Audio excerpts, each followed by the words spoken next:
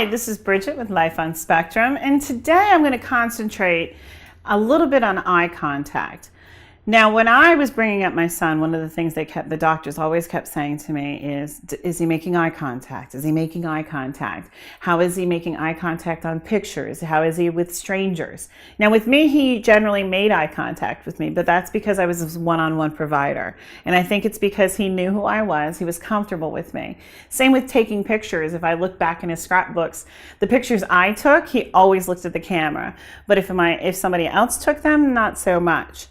Well, they kept stressing to me all these years that eye contact was so important. And believe it or not, we had many speech and social pragmatic sessions about him making eye contact when you're talking.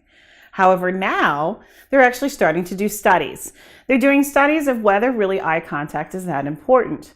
Well, it's important for the other person you're having a conversation with because it actually shows them that you're interested and that you are listening to them and those kind of things. But they're now learning that those on the spectrum are actually having a very difficult times, and it actually takes more strength and almost more anxiety to look at someone than maybe it's even worth. Think about it. With brain scans nowadays, they can actually determine what they can and cannot see and what their brains are doing.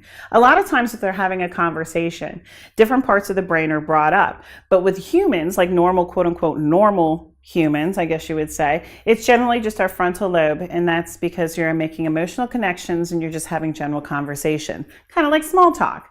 With an autistic person, believe it or not, they're using almost the entire brain. That's because when they're talking to you, not only do they hear your voice, they hear the car going by, or they see the light flickering over in the distance, or they possibly, see or feel different things around them. They are in sensory overload, and that's why a lot of times they always look down.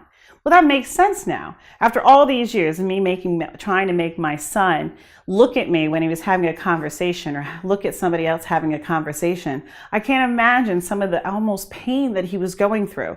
He needed to process out all these other distractions and sensory overloads just so they could actually look at this person and have a conversation with him.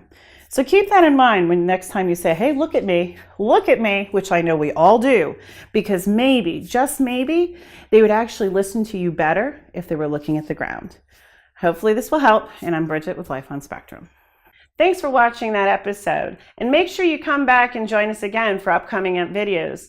They'll be uploaded almost on a daily basis. Also, if you really enjoyed us, like us below, or even leave a comment for us to respond back to. And if for all of you that are really involved in the Life on Spectrum, make sure you subscribe to our YouTube channel.